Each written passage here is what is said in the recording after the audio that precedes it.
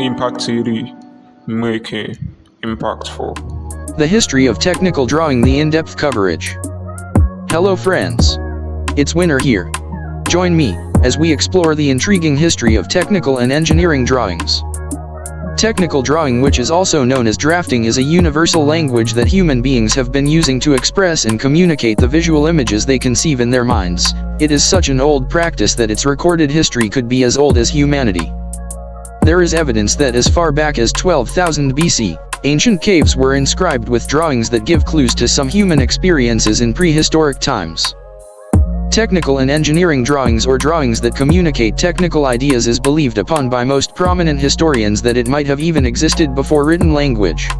Evidences from ancient times acclaim that what we now call technical planning in the present day actually started about 7000 BC. As ancient and earlier societies became more civilized and advanced, they planned and organized how roads, cities, bridges, and other structures would be built, and technical drawing was the most important tool required to achieve this goal, especially in the fields of engineering and architecture, which are deeply ingrained in society.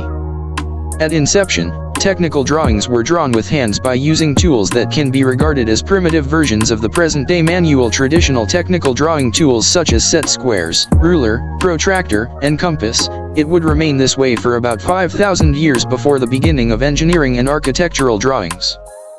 The earliest form of modern-day drawing instruments can be found in the Museum of the Louvre, Paris, on two headless statues of Gudea, who lived around 2130 BC. In ancient times, Gudea was an engineer and the governor of the city or state of Lagash, which was located in the country later known as Babylon. Two contemporary drawing boards were also constructed and placed on the statues of Gudea. The drawing boards had the top or plan view of the temple of Ning-Ursu, and another drawing tool that looked like a scribing instrument, and scales. The ancient Greek civilization. Ancient Greek civilization has had a great deal of influence on modern-day drawing through its work in geometry. Many of the manual tools used in technical and engineering drawings, such as the compass and set squares, were developed when Greek civilization was at its peak. Around the year 450 BC, the architects of the Parthenon, Ictinus, and Callicrates, used perspective drawing by foreshortening and converging parallel lines in their technical drawings. At different points throughout history, great civilizations across the world in Africa, Europe, Asia, Middle East, South America, North America, adopted one form of technical drawing or another. The Renaissance. During the Renaissance, which was majorly between the 14th and 17th centuries, two popular approaches to technical drawings were developed, which was the non-mathematical and the mathematical approaches. Giotto and Duccio used the non-mathematical approach to advance the applicability of perspective drawings by using symmetry, converging lines, and the technique of foreshortening.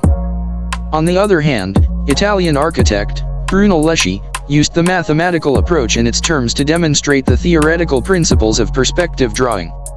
The era of Brunelleschi was followed by that of Alberti, who mathematically defined the principles of perspective drawing in paintings. Other people who advanced the mathematical approach were Francesca, who made three-view drawings using orthogonal projection, Leonardo da Vinci, who wrote about the theory of perspective drawings, and Dürer, who published a book on orthographic drawing. In the early 19th century, William Farish introduced isometric drawing as a type of pictorial drawing. During the evolution of technical and engineering drawing, one thing was quite clear, that during the ancient times, it was difficult for human beings to express or illustrate 3D objects on 2D surfaces. The science of technical drawing, descriptive geometry. A young and exceptional mathematician named Gaspard Monge developed the science of technical drawing known as descriptive geometry while designing a complicated star-shaped fortress. He used orthographic drawing to solve some problems graphically, instead of mathematically. The great contributions of Gaspard Monge are the basis of today's three-dimensional representations on two-dimensional media such as paper and computer screen. The development of computer-aided design or CAD softwares. Computers have had a significant impact on the types of projections used to design and produce technical and engineering drawings. In 1950, the first computer-driven display attached to MIT's Whirlwind 1 computer was used to produce simple pictures. Advances in computer graphics increased significantly from that time onwards. An MIT graduate student named Yvonne Sutherland published his doctoral thesis in 1963 and paved a way for the development of interactive computer graphics, which later evolved into computer-aided design, CAD. In the middle of the 1960s, many studies were conducted in the field of computer graphics. Bell Telephone Laboratories, GM, and Lockheed Aircraft at MIT. Developments continued through the 1970s, and around 1980 IBM and Apple popularized the use of bitmap graphics, which led to the widespread use of inexpensive graphics-based applications.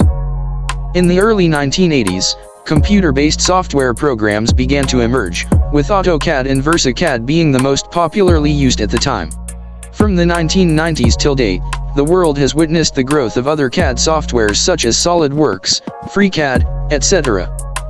The craft of 3D modeling, which encourages the design of objects, products, and structures, could have only been fully realized through computer-aided design, CAD. Thanks for watching. And don't forget to like, share and subscribe for more inspiring and educative contents. Your drawing brings to light all your conceived thoughts. Be reminded, the world awaits you. Kindly leave your comments in the comment section, and see you in the next one.